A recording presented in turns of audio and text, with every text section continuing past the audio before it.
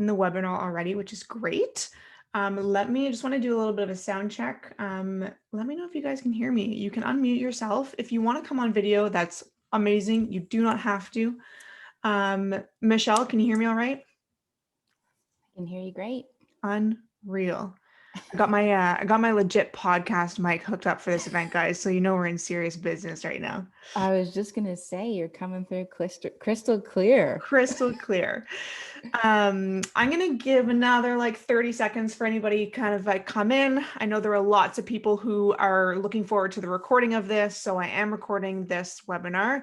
And just to be, super clear with you guys, this is like a very kind of relaxed environment. We want it to be interactive. We want you guys to get the most that you possibly can out of this webinar. So I'm going to be going through, of course, this information, but at any point, hop in here, unmute yourself, bring yourself on video, ask any questions,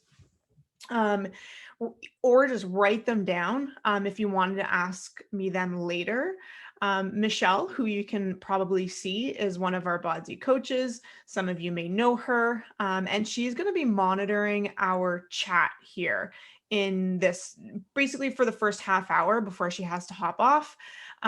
So if you guys have any questions, you can always hop into the chat, ask Michelle, and Michelle will be able to answer them if she can as best as possible through the chat, or I can always go look through the chat after during like our Q&A section at the end, and we can go through some things there. Some familiar names here. Hi, Maddie. Hi, Carrie. Hi, Diana. A few people I'm really curious to know who Knowledge Made Fun is. I really love that that name, Knowledge Made Fun. If you want to come off on your mic and introduce yourself, that would be incredible. Hi, my name's Joanne. Hi, Joanne. Hi, Carrie Davis had invited me. I love it. I just realized I forgot to log off of my cousin's work email address. Both my cousin and his wife have a tutoring company. I love it. Out in New Brunswick. And they had let me use their ID for another call. But anyways, there you go. I love it. That's the story behind Knowledge Your Made knowledge Fun. made fun. Well, welcome, Joanne. I'm glad you're Thank here, you. and I'm glad you are making knowledge fun. I hope I can do the same in the next hour. Let's put it that way. Hi, so Carrie, hi, I just saw Carrie come in. Hi, Lissa. All right, so I don't want to, I said this was going to run from about 6:30 to 7:30 roughly, so I'm basically going to get right into this, guys, and if I see anybody hop in, I will let them in, and they're just going to have to, hop in or watch the beginning later. So let's get started. As I mentioned already, super interactive. I sent out an email this morning. I don't know if you guys have received it. You can always go back and look at it later. There was a couple things in there. The first one was a little bit of a survey for you guys to answer. Got a couple responses, which is great. Thank you to those who took the 30 seconds to respond to it. You can always respond to it later, and I hope you guys do, because not only for like any future webinars that we host, but even for like the content that I put out on our blog, on my Instagram, on my TikTok, on our newsletter, things that you guys are consuming. I want to know exactly what to give to you guys, what you guys are looking for, what sort of information you need, all that kind of stuff. And so that's exactly what this little form in the email does. It basically just asks you a couple questions about what your pain points are, what you're working on, what you've tried in the past, blah, blah, blah. And that can kind of help me not only cater this webinar a little bit more and maybe answer some of those questions, but then also, as I mentioned, in the future, make sure that I'm creating content that is geared towards what you need. For now, for today, what we're going to be going into is we are going to be breaking down food. And what I kind of mean by that is we're going to be talking about macronutrients a fair bit. We'll be talking about micronutrients and how they relate to how they look on a food label. We'll be dissecting food labels and how we can really compare and understand foods when we're walking down like a grocery store aisle, when we have specific dietary restrictions, when we have specific goals, body composition goals, health goals, anything like that. It's going to be really, really beneficial for you guys to be able to look at two really similar foods and understand exactly what the actual difference is between them just by looking through the label. So first, we're going to get into a little bit of an introduction. And if you've been following Bodsy for a little bit, I know there are some people in the audience who have been with us for quite some time already, which is amazing. Then you know or are familiar with the Bodsy pyramid. Okay, this Bodsy pyramid is like our coaching philosophy. It represents like truly who we are as a company and how we really approach coaching. And so as kind of the pyramid represents, that bottom tier is like our foundation. And if you know me through TikTok or Instagram, then you know I'm like all about the basics. I'm all about building a foundation. I'm all about like nailing that into your lifestyle so that you can build on top of that successfully. So the bottom of that pyramid is food quality and your non-negotiables, non-negotiables being things that you are, you do every single day, non-negotiable, right? So like sleeping 7 to 8 hours a night, maybe it's getting your steps in, maybe it's drinking your water, those types of basics. And then food quality, of course, is our number one priority. On top of that, we have calories. So this kind of answers the questions like how much should I be eating a day to lose weight? How many calories should I be eating a day to put on muscle? How many calories should I be eating a day to do whatever, X, Y, and Z? We like to put calories and macronutrients together a lot of the time, if not all the time, because calories and macronutrients really do work together. So macronutrients, which I'm not going to give them away right now because I'm going to test you guys in a little second. So I'm not going to tell you what they are just yet, but macronutrients and calories, we work with them together in order to get you to that ideal body composition or to that ideal kind of health or fitness or wellness goal. So that's the middle of the pyramid is what we're going to be talking about a lot today. On top of that, we have like timing and frequency. So this sort of answers the questions like, should I be eating past 7 p.m. or should I have breakfast, or what about intermittent fasting or pre-workout nutrition or post-workout nutrition? All those things are very, very important for sure, but only at a certain point in your journey, right? No pre-workout or post-workout meal or no amount of intermittent fasting is going to allow you to be successful if you don't have all of the other tiers already mastered, right? So that's why it's kind of at the top there. And then supplementation being at the very top, kind of even taking that notion a step further, being like, no supplement, no detox tea, no protein supplement or creatine or BCAA or anything like that is going to get you the results that you want. Again, if you're not focusing on your food quality, your non-negotiables, your calories, your macronutrients, your timing, blah, blah, blah.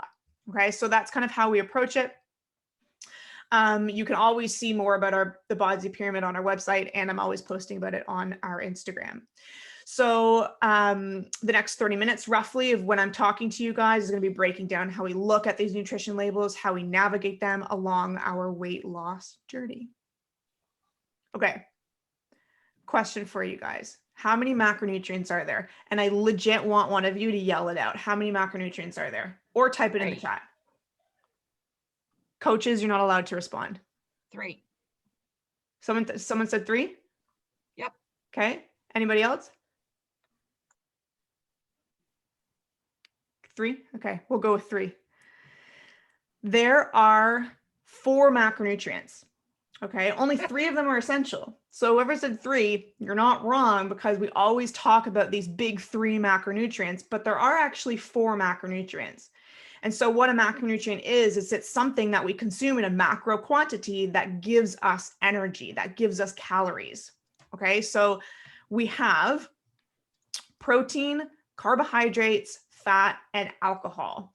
So alcohol actually gives us additional calories, and we will be talking about alcohol in a little later slide, and we'll be talking about why alcohol is actually so detrimental to our progress at a biological level, because not only the calories, but kind of what it does to our overall systems and metabolization. So we'll get to that later on, but there are 4 macronutrients. I'm sure you can guess which 3 are essential. Protein, carbohydrates, and fat are your essential macronutrients. Now I'm going to ask you guys another question. We're getting a little tricky here.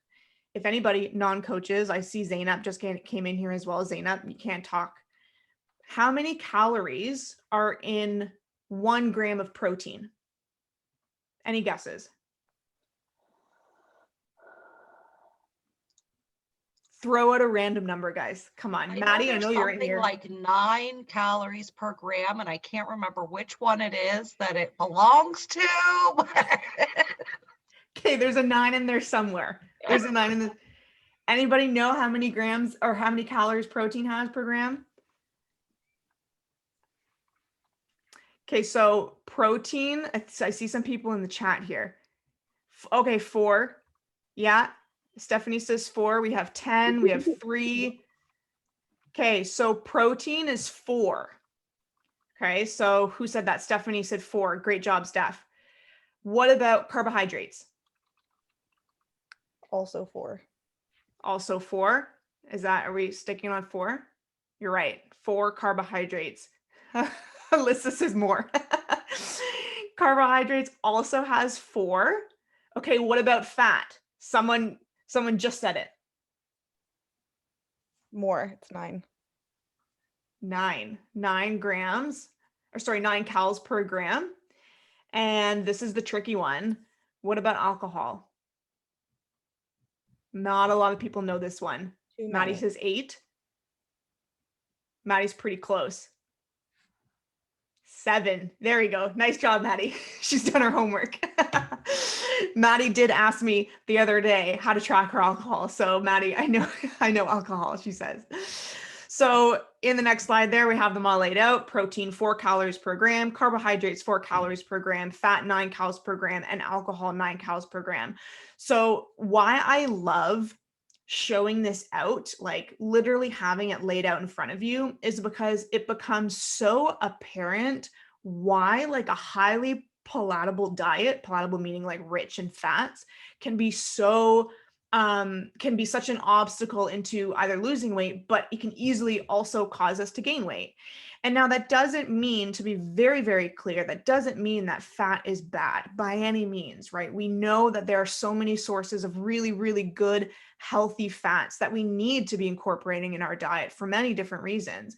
But that doesn't take away from how calorically dense it is. Okay, so when you start counting your macros, you might notice, or when you get somebody to give you a set of macronutrients, whether it's a coach or whether you go online, you find it on your own, you will always notice that the fat grams are smaller, significantly smaller than what you are allowed, quote unquote, allowed for protein or carbohydrates, right? And that doesn't mean that you're eating less of it. You're actually eating the same amount of it in calories, but just a little bit less in grams, if that makes sense. So if I said, for example, I want you to eat 1,700 calories a day at a 30% protein, 40% carbohydrate, and 30% fat split, right? Even though protein and fat are both 30%, your fat in grams would be almost half. Okay. Same thing goes with alcohol. So alcohol is still up there as well, right? Not quite 9, but at 7 calories per gram of alcohol. And then you're adding in any sugary drinks you're adding on top of it. If you're drinking mixed drinks or any carbs that are coming from wine or beer or anything like that, you can start to see where it really, really starts to add up. Okay. Now, I did not add, just for time's sake, in this webinar, how to calculate alcohol if you are tracking your macronutrients. If you guys do want to know that, put it in the comments and I'll put it out in the newsletter or something this week, and I can do a little blog post on that if you want. All right, here is something, you guys screenshot this if you want, take a photo of it. It's also on our Instagram as well. I love this macro cheat sheet. It's such a good representation of good sources of pure carbs, pure protein, and pure fat, but then also gives you a really good combination of where you can get like a protein plus carb or a protein plus fat, right? The reality is that most foods are not going to be just one macronutrient. They're going to be a combination of all 3 of them, or maybe 2 of them, right? Maybe they'll be dominant in one. I think peanut butter is one of the most common ones where people kind of get confused with peanut butter because they're like, oh, it's so rich in protein. It does have some protein in there, but if you look at the proportion of protein and fat, the fat outweighs the protein significantly. So I would actually consider peanut butter or any nut butters, for example, to be a source of fat, not necessarily protein. So whenever we or a coach or anybody that you're kind of, listening to says a source of X, whether it's protein, carbs, or fat, that usually means that that macronutrient is the dominant macronutrient. Okay, so if you look under carbs there, fruits, berries, like any vegetable, right? So if you hear somebody say, oh, I don't eat carbohydrates, but then they're eating a vegetable, like you're eating carbohydrates, right? Doesn't have to be like breads and sugars and stuff like that. Those definitely are added in there, but the range of carbohydrates is so big. Okay, so potatoes, rice, squash, oats, crackers, carrots, parsnips, any root vegetables are all considered carbs. Protein, best sources of protein, chicken, beef, turkey, fish, duck, any Greek yogurt, protein powder, the list is there, right? Screenshot it, won't go through it all. But what I also like in there, excuse me, is the source of fibers as well. If you're working with one of our coaches, they may have given you a fiber goal around 25 to 30 grams of fiber a day. If you're not currently tracking that, try it out. Track it on MyFitnessPal. I love MyFitnessPal because it gives you all of the micronutrients and macronutrients in there. So it will be able to track your fiber as well. On the right there, you kind of see where or what roles each macronutrient has in, playing a role in our health and wellness. Protein, we know it's like the muscle builder, right? It's great for muscle synthesis, growth, and repair, right? So especially as we age, every 5 years after we turn 30, we are losing a percentage of our muscle mass every 5 years. Okay. So in order to maintain that and to grow any muscle mass further, we need to prioritize protein. If you're wondering how much, 0.7 or 0.8 to 1 gram of protein per pound of body weight is a great place to start. Okay. Carbohydrates, I always say they're direct energy. Okay. We work with a lot of really active people, which is amazing. If you're not really, really active, this still applies to you, even if you walk regularly, or if you're like jogging, or you're hiking, or you're biking around. It doesn't have to be super, super high intense exercise. Carbohydrates are going to provide you that direct energy.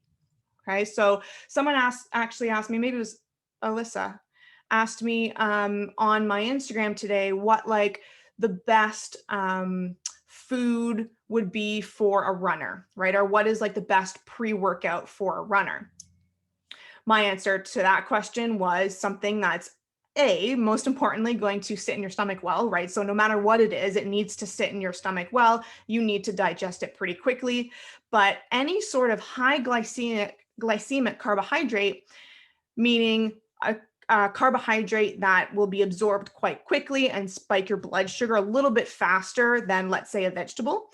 So things like oats, any starchy carbs, so like potato or any fruit or anything like that, something that's a little higher in sugar or higher in higher in starch would be a great way to fuel a long run, right? So I always do like an oat bowl, add in a little bit of protein, maybe chop up a banana on top, right? That addition of protein, what it will do as well is it will slow down just a little bit the digestion of your carbohydrates, which will sustain it for a little bit longer on your run.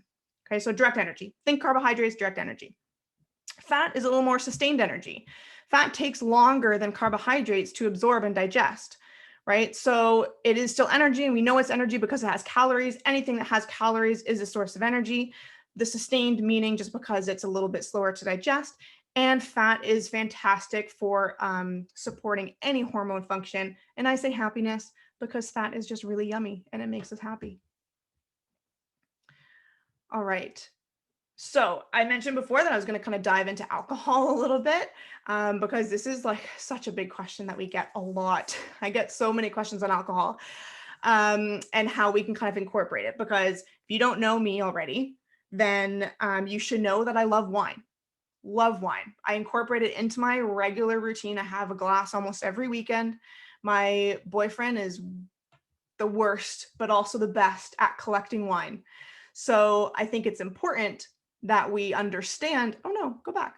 It's important that we understand what alcohol is doing to us at a biological level, because if we can understand it a little bit better, then we can make some like more conscious decisions about how we're going to incorporate it into our diet and into our daily routine. So there's three things that we have to kind of focus or think about when we think about alcohol. Okay, the first one is our fat metabolism. The second one is our calories. And the third one, of course, is the overconsumption of either the alcohol or calories in general. So when we are sitting at rest, okay, everybody right now, you're probably sitting, maybe some of you are standing, but we're not moving around a lot, okay? We are using our fat metabolism, okay? You get into start tapping into your glycogen stores. Sorry, guys, I'm just entering in a couple people here who want to join the party. Okay, there we go. When you start moving or when you start lifting weights or when you start breathing heavy, then your fat metabolism will eventually switch over into using carbohydrates. Hi, Melissa. Welcome to the party. Can you just mute your microphone, please? There we go.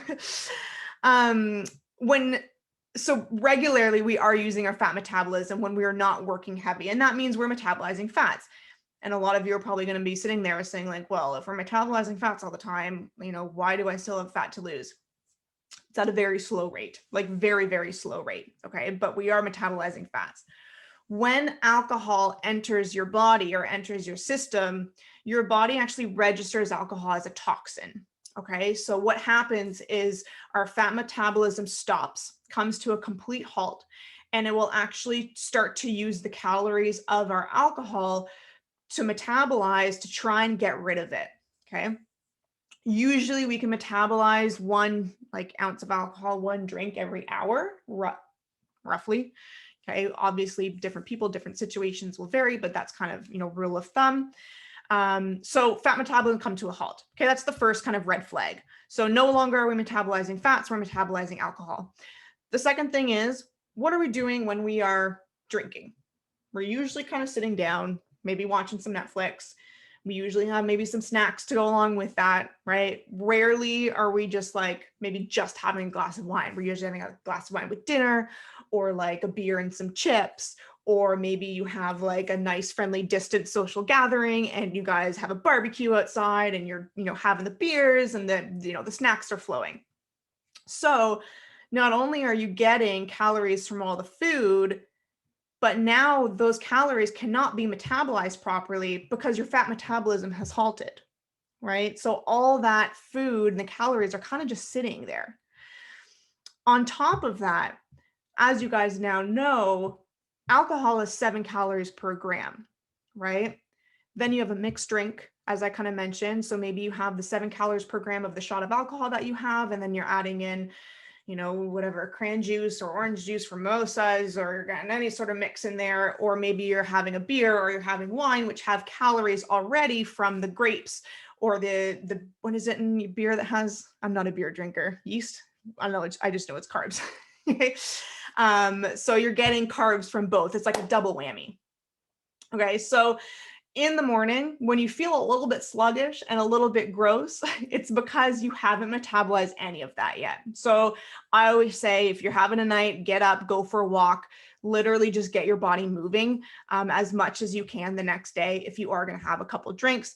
And even when you are drinking, stay standing. Try and not have the most calorically dense beverages. Try not to overconsume in general if you are drinking alcohol. But as I mentioned before, just understanding what's happening when alcohol enters our system will allow you to just be a little bit more aware of it and make some more conscious decisions. Okay. If there are any questions on alcohol, please go into the chat, let me know, and I can kind of elaborate a little bit. All right, so let's talk about carbs a little bit. I put this in here because we're going to be getting into labels in just a hot second, and we're going to be talking about carbohydrates. And so I wanted you guys to understand carbs a little bit more. Okay, carbohydrates are broken down into 3 things: sugars, starches, and fibers. Okay, you are going to see in a little bit. 2 of these things are on every single nutrition label. 1 of them are not. And you'll start to understand, but 3 things: always sugar, always starch, always fiber. Okay. So understanding nutrition labels. As of 2005, so a long time ago now, all major food companies introduced a new nutrition label on their packaged food. And the main part of this new label was adding in 13 different nutrients plus calories. Okay, so every single label out there needs to have fat broken down into saturated and trans fat, cholesterol, sodium, carbohydrates broken down into fiber and sugars. So those are the 2 ones that are on labels. You will not see starches on labels, but I'll show you how to figure out how much starch is in the carbohydrate. Protein, vitamin A, C, calcium, and iron. Some of them will include more, right? But you will always see at least this amount. Now, I know we have some American friends in the audience. This is definitely Canadian. Your labels might look a little bit different, right? I think most, if not all of those, need to be on American labels as well. And I also know that trans fats in Canada has actually been banned. So you will never see trans fats on a label in Canada. You will still see some trans fats in the US.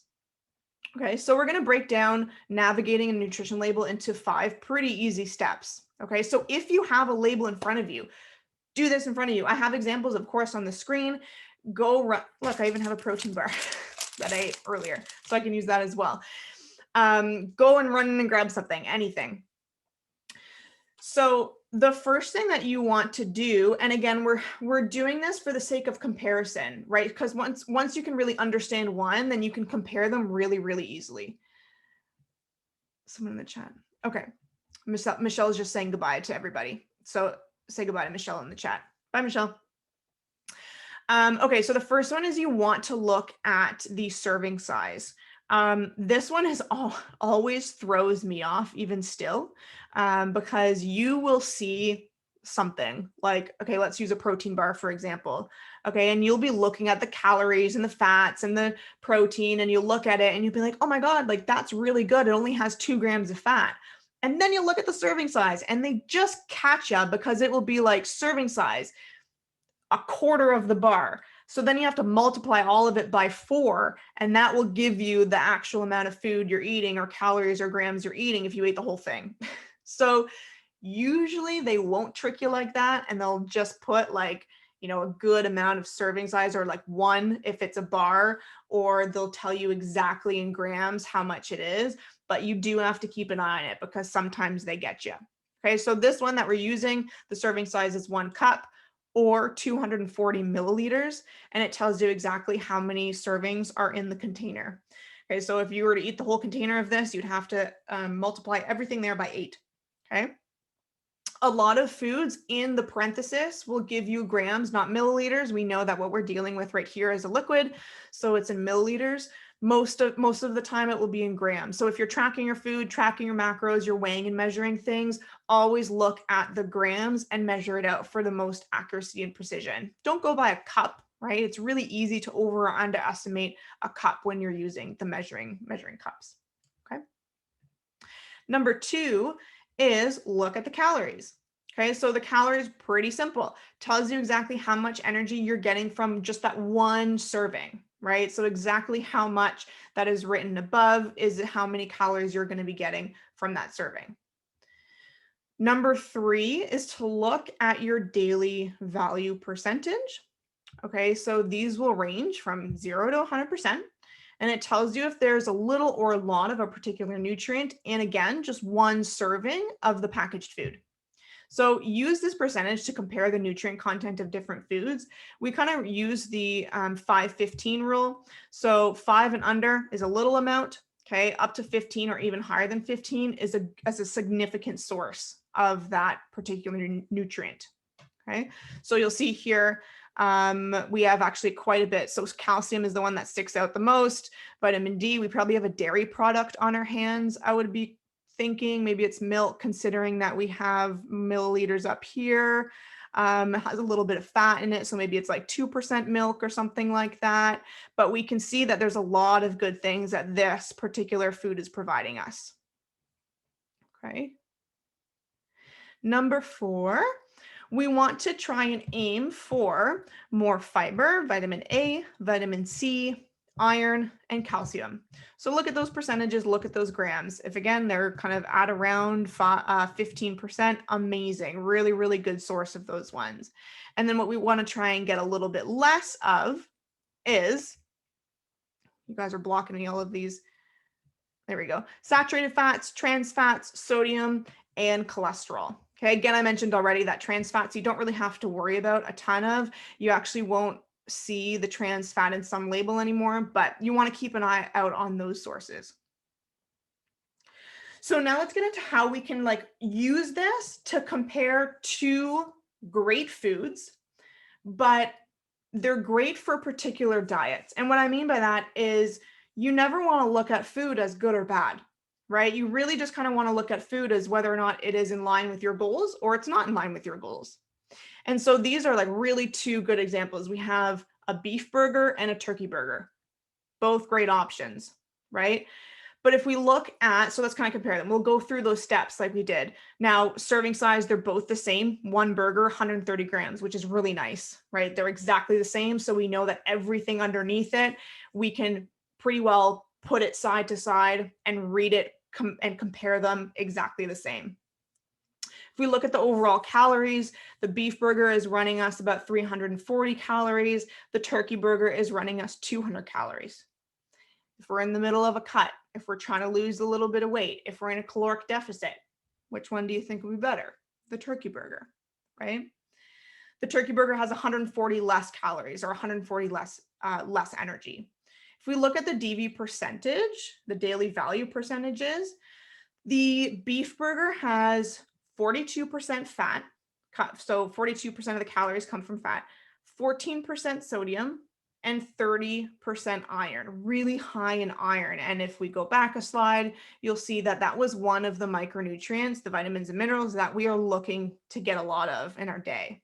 Okay. If we look at the turkey burger, 14% fat, so much less, although it's quite high in sodium at 33% sodium and only 2% iron. So there's a substantial difference there between fat and iron. If we look at the rest of the nutrients, again, more iron, less sodium. Turkey burger, less fat, less iron. And so if we kind of look at it as a whole, the beef burger is a great option if maybe you're deficient in iron or deficient in B12, you're looking for a boost of energy. I always say we should be getting, maybe 1 to 2 servings of red meat in our diet regularly. I actually just bought a cast iron pan and I cook in my cast iron pan right now, and that will saturate my foods, whatever I cook in it, with iron, which is great. So we do want to get that. However, again, if I kind of mentioned before, if you are in a caloric deficit, or let's say that you only have, 60 grams of fat to eat each day, that beef burger is cutting into half of it, right? And then you're like kind of depriving yourself of fat for the rest of the day. Whereas if you opt for a turkey burger, you're only getting 9 grams of fat and you can spread out your fat throughout all the other times of eating, right? So again, it comes down to this: what is in line with your goal? What is your goal right now? And what are you prioritizing? Are you prioritizing energy and iron and B12 and good sources of like good micronutrients? Or are you trying to lean out? Are you trying to lose weight? Are you trying to, even out your fat sources throughout the day? And that's really all it comes down to. I hope that helps. If there's any questions about that there, please put it in the chat or unmute yourself and yell at me. Okay, so I'm going to ask you guys, this is fun. I'm going to ask you guys a little bit of the next two things. Sorry, I just hiccuped. We're going to compare these two labels. Just by looking at it first glance, can anybody take a whack at what these two things are? They're very similar. They're two actually of the same product, just a little bit of a different variation of them.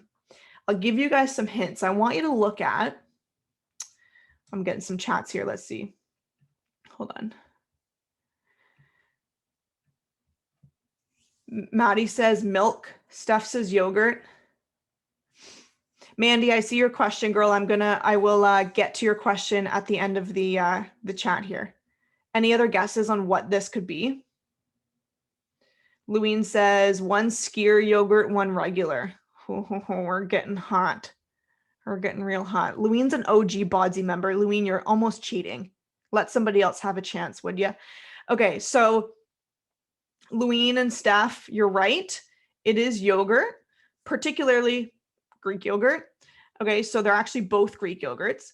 Now, I'm looking at, Steph says one is fat-free. Yeah, she's bang on with that one.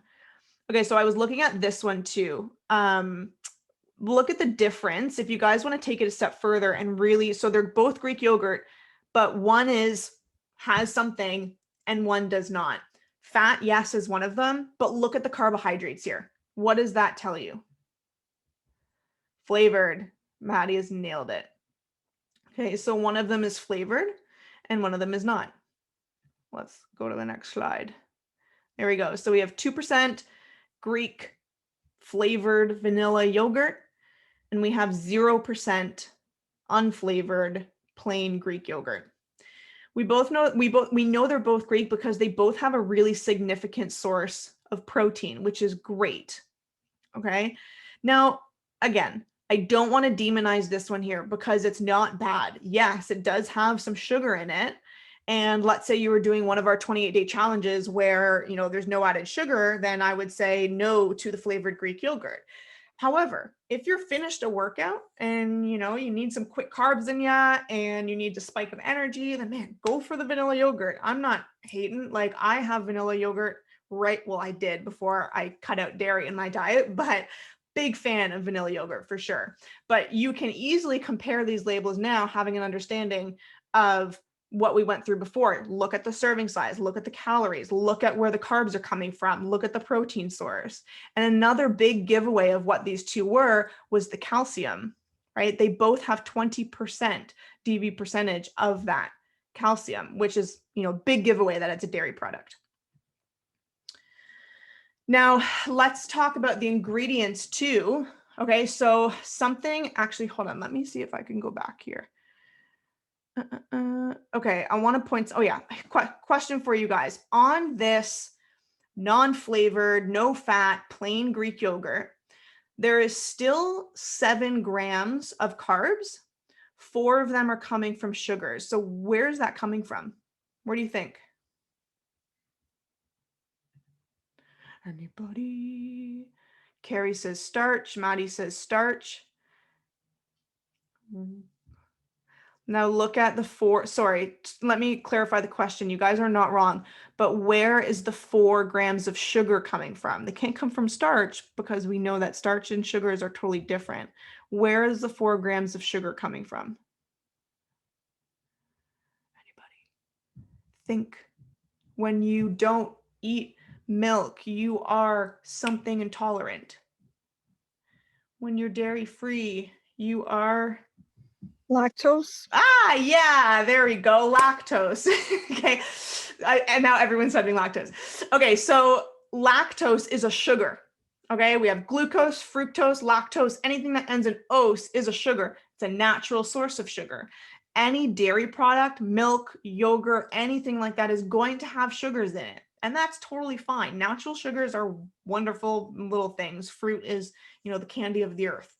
So that's where that sugar is coming from. Now, Carrie put out a really good point there. And this is actually why I did educate you guys, yes, on, how we break down carbohydrates and sugar, starches, and fibers. So now there is, what did she say? 7 carbs, 4 sugar, leaves 3 fiber. So there's actually, 3 starches actually, because we know that there's 0 fiber there. So what she's saying is there's 7 grams of carbohydrates. 4 of those grams are coming from sugar. We know that none of them are coming from fiber. And so that leaves 3. What's the other 3? It's starches, right? And you can look at the same thing here. There's 19 grams of carbs. 18 of them are coming from sugar. 0 of them are coming from fiber. So we know that there's 1 gram of starch in this. Okay. Hope that makes sense. And so I don't know why they leave starches out, to be honest. It's just something that they felt like they didn't need to put in. But you can do the quick math to understand where the starch is coming from. All right. Back to the ingredient list. So as I mentioned before, you will see sugars in any dairy products, but to reconfirm that, if you look in the ingredient list, you will not see any added sugars. So on this guy here, right, it says cultured, pasteurized, non-fat milk and active cultures. And that's pretty well the only ingredients. Now, yes, there are sugars there. And this one, actually, it says 9 grams of sugar, but all of those sugars, as we can see, are coming from natural sources because they are not added in the ingredient list. Whereas this one, cultured, grated, non-fat milk, blueberries, water, sugar, fructose. Okay, that's one of the bigger ingredients in there. So we know that it's added in. Any ingredient above and beyond the non-fat milk and the bacterial cultures is an additive, right? And so if you are going down the path, again, maybe you're doing one of our 20-day challenges or something like that. And if you're going down the path of, I want to, maybe work on my sugar intake or eliminate sugar into my diet, always look at the ingredient list and don't pay attention so much to the nutrition facts or the label, because that might throw you off and you might look at like a fruit, like a no added sugar fruit jam, and that jam is going to be loaded with natural sugars, of course, but that's okay. And I don't want you to demonize that food because there's still natural sources of sugar coming from it. I would rather you look at the ingredient list. And if sugar is a predominant source, it will be up at the front of the ingredient list. So the ingredient list is written in how in the dose of the actual ingredient that is in the product. So non-fat milk is first, which means it is the most predominant ingredient. Blueberries is second, which means it is just a little bit less than non-fat milk, but a little bit more than water, which is the third ingredient. So let's say sugar was the very, very last ingredient, for example. We can see that there is just a little sprinkling of sugar and maybe it's not that bad, but it's number 4. It's pretty up there. Okay. Any questions about ingredients or anything like that? Nutrition labels? Okay, let's look at some really common claims. Now you might see, we'll go through these quickly because they're just good to know. I think like if you're seeing some of these claims smacked on the front of like a cereal box or something like that, it's good to know what they really mean. But you know, if you're eating more of like a whole food diet and you're not eating a ton of packaged goods, then, which is a little bit better anyways, then you won't see a ton of this. But just for the sake, if it says source of fiber, all it means is that the food contains at least 2 grams of fiber in the amount of food specified in the nutrition facts label. Okay, high source of fiber means at least 4 grams, and very high source of fiber is at least 6 grams. Now, with that 25 to 30 daily target, right, it's still not that high, right? But relatively to how much fiber people are getting each day, that's how they, that's just kind of what they do. Low fat means that the food contains no more than 3 grams of fat in the amount of food specified in the nutrition facts label, right? So just always keep an eye on your macros for the day. Always keep an eye on what your goals are. If you're looking for low fat, great. If you want a light cream cheese or a light, I don't know, mayo or something like that, then that's a great option if you're looking to lean out or if you're looking to reduce your fat intake. If it says cholesterol free, it means that the product has a very small amount, so less than 2 milligrams of cholesterol in the food specified in the nutrition facts label. Okay, it also means that it'll be low in saturated and trans fats. If it's labeled sodium free, it means that the amount of sodium on the nutrition facts label is less than 5 milligrams of sodium. So it's not actually sodium free, but it's a very, very small amount. If it's reduced in calories, right, which we see actually a lot, I always see reduced in calories, it means that it has at least a 25% less energy than the food it is being compared to. So it's usually a competitor or a similar product by the same brand, or maybe a earlier version that they put out of it. Most of the time, as it's kind of read there, it's being compared to the regular version of that food. It's only reduced by 25% less energy. And then light, kind of similar to low fat. Light is only allowed on certain foods that are either reduced in fat or reduced in energy, calories. Okay, so again, it might be compared to another competitor. So I'm using kind of just to stay on the example of cream cheese, for example, you might see light cream cheese if it is being compared to the original version of it or to a competitor or something like that. All right, let's kind of, wow, I've been rambling on for a long time, eh? I always say these things are gonna be like half an hour. It's like our podcast episodes. If you listen to our podcast, I'm like, this is gonna be a 20-minute episode, and then it's like an hour later and we're still going on. Okay, so takeaways, 5 takeaways for you guys before we sort of wrap this up and answer some questions. Number 1 is educate yourself. Okay, nutrition labels are there to give you the facts, and that's it. And if you know us, you know that we are big believers of collecting objective data and really educating ourselves on, you know, the facts. And we want to make decisions based off of what we know, not what we think. So use that label to educate yourself. But at the same time, number 2 there says be mindful. Labels don't know you. They don't know your goals. They don't know your diet. So don't let this information, however, sway you into thinking a food is good or bad. Okay, which leads me to number 3. There is no such thing as good or bad food. There's a food that's in line with your goals, and then there's not. And when your goals change, your food should change as well. Okay, so what that means, I'm going to go back to the turkey burger and the beef burger as a perfect example. If you're in the middle of going through a caloric deficit, fantastic, go for the turkey burger. If you're looking to gain some muscle, or you're taking a break from tracking your food or something like that, and burgers make you happy, go for a beef burger, right? There's no such thing as good or bad, just what's in line with your goals and what's not.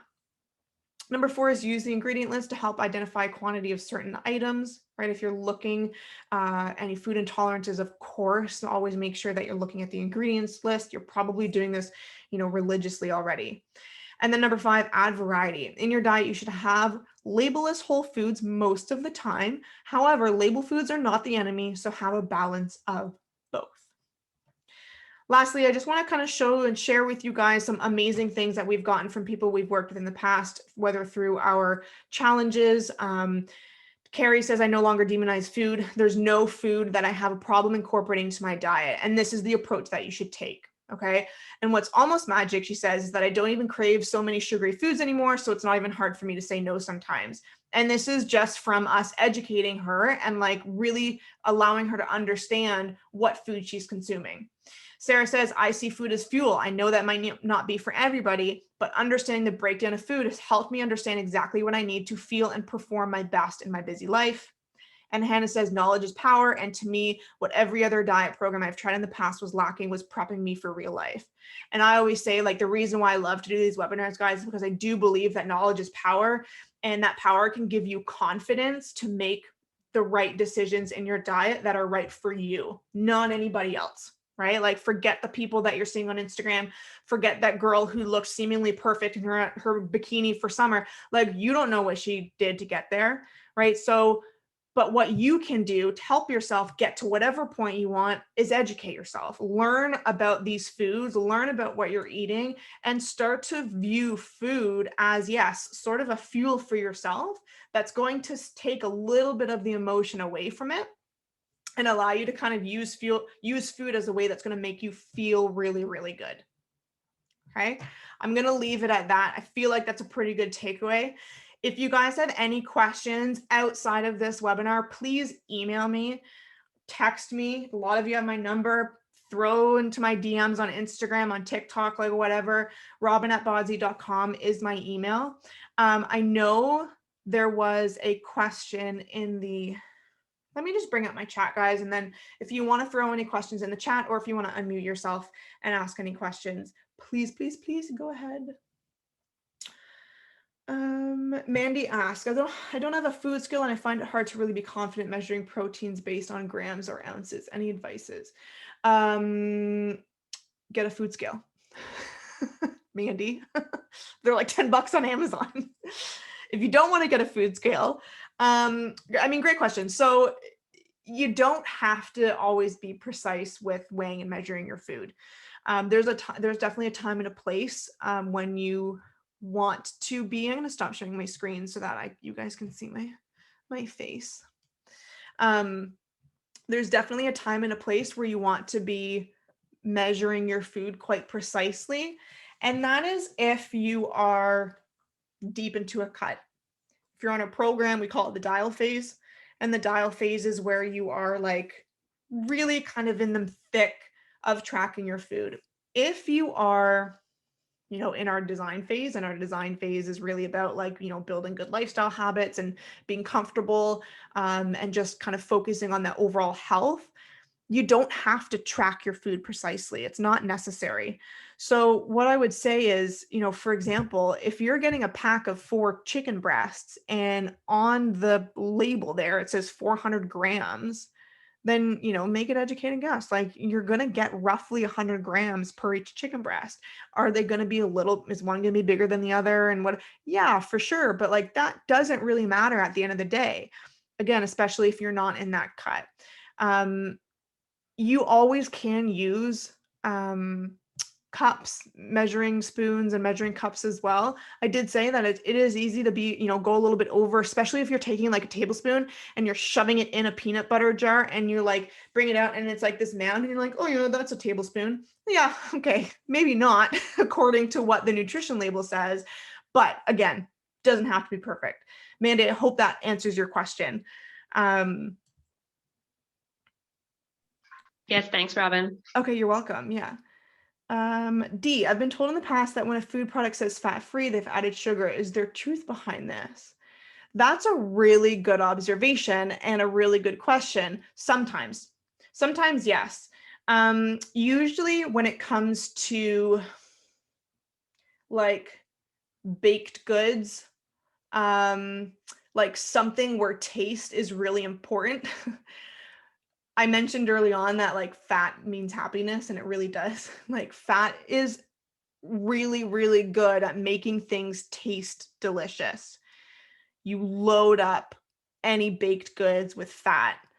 Any French food, so delicious because it's loaded with fat and butter and cheese. And it's like, oh my God, when in doubt and you're cooking and you have your in-laws over and you're like, oh my God, I need to make a delicious dinner, just whip out the butter, right? Like, that's what's going to make things good. So when there is a product that says fat-free, they do add in sugar sometimes to increase the taste of that, to make it taste better, right? And it'll usually come down to like, I wouldn't, if you're not going to add sugar in fat-free cream cheese, right? Like, you're not going to add sugar in fat-free ranch dressing. I don't know, another example. But I would say for baked goods, most of the time, yes. And that can also be with gluten-free as well. A lot of gluten-free things, in order to make it taste better, they will up the fat and the sugar content in the gluten-free cookie or bagel or whatever in order to make it taste better as well. Any other questions that you guys have? Robin, what is your best solution for people that cook ethnic meals, specifically Indian? Solution for what exactly? What are you trying? What's your goal? Measuring. Oh, measuring. Okay, I'm going to give you guys, that's a great question, Diana. Thank you for asking. So I had a great conversation with one of my clients the other day. She was cooking a big pot of chili. Now, Diana, I'm going to give you a hack here on MyFitnessPal. It's not going to be perfect, but it might give you an option on how to track some of your dishes. Ultimately, if you're cooking like big, stews, chilies, casseroles, you can even use this for like cookies, any sort of baking, stuff like that. I'll try and explain it as best as I can. If you use MyFitnessPal, you'll know exactly what I'm talking about. If you have no idea what I'm talking about and you want to know what I'm talking about, talk to me after, or you can download MyFitnessPal and start using it. In the recipe section on MyFitnessPal, so you can go in and you can add your own recipe. And basically what it does is you title your recipe, and then it prompts you to start adding in all the ingredients and the weight or the serving size of each ingredient. And then it will tell you, or it'll ask you how many servings of the particular recipe that you're making. Okay. Now, a lot of the time, what we'll do is we will name our recipe, we'll add in all the ingredients, and then we'll sort of just estimate. We'll guess, like, let's say 10 servings, and we'll try and split up the recipe into equal 10 servings and then like portion them out and put them in their Tupperwares and leave them in the fridge. And it's just a nightmare, right? Here's the hack. Before you enter in any of your ingredients, I want you to take out a pen and paper, write down all your ingredients, and beside it, write down the number of grams. I'm going to use the example of chili. Okay, so let's say you have 100 grams of ground beef, you have 100 grams of onion, 100 grams of black beans, 100 grams of tomato sauce, and I don't know, 100 grams of jalapenos. I don't know. Okay, that gives me a total of 500 grams of ingredients. I'm going to enter it all in. When it asks for my serving size, I'm going to enter in 500. So that makes it 1 gram equals 1 serving, or 1 serving equals 1 gram. So I don't have to then touch it after. I can leave the chili in a big pot. I can put it in a big Tupperware. I can put it in my fridge so that when I go back to get it, I measure it out, put it in my bowl. Let's say it weighs to be 152 grams of chili. Then I go into my MyFitnessPal. I select my chili. I say I'm eating 152 servings of it, and it will give me the exact macros based on that serving. And that way you don't have to like split things up and stuff. So you can also use this for like a big casserole. You can use this if you're making like healthy treats or healthy cookies or healthy muffins or something like that. You add in all the ingredients of all of your whatever you're doing. The serving size is going to equal the total amount of grams. And that way, when you go grab a cookie, you throw it on the scale. That's a 52 gram cookie. You're going to enter in 52 servings when you go and enter in your MyFitnessPal. Okay, that is a hack that has helped me so much when I make like big bulk recipes. It may or may not help you, Diana, with the food that you are making. I mean, the best way to track food is obviously understand the individual ingredients, right? But at the end of the day, it doesn't have to be perfect again. And let's say you are making like a big pot of chili and you eat it in a week. Like at the end of the week, you're going to be eating the whole thing anyways. So it doesn't really matter what you have in each particular bowl. Does that help, Diana? Absolutely, it's true. However, I'm generally cooking for 6 people, so I want to be able I want to be able to portion it out for myself, and I always find that challenging. But yes, that's yeah, great. portioning out for yourself for sure. Definitely give that little MyFitnessPal hack a go. I will. Thank you. That's Because great. that way you can have like, your 6 plates and you just like put it on your own plate, you measure your own, and then you do the rest of them, right? No, it's genius. Great. Okay, Alyssa, I have a problem eating cheese. What is a good replacement to help me with the cheese craving all the time? Like, Alyssa, do you have a lactose intolerance? She's still here? Kind of, yeah. Like certain cheeses I shouldn't eat, Okay. like soft ones, but like I don't know, I just find myself always eating like mozzarella or shredded cheese, and Because it's so good. I know. So what's something else that Okay, can so I have two. Okay, so I sadly like have had to cut out all cheese in my diet. All cheese, all milk, all dairy. Like it's so sad. I've gone, how old am I? I'm almost 30. I've gone like 28 years of like suffering through my lactose intolerance. I will just like eat ice cream and then like curl up into a ball and go to bed after. So I finally said enough is enough. I gotta treat my body better. So I've gone no cheese, but Louine says light baby bell, which is great. So there are 2 also really great hack if you're having a hard time hitting your protein. There are 2 high protein cheeses out there that I actually really, really like, and they're lactose free. The first one is called Allegra. Allegra you can get in most grocery stores. Try Loblaws.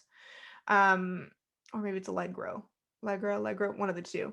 Really high protein cheese. The other one is Proteina cheese. Proteina cheese, you can go to Proteina, like protein and then a.com.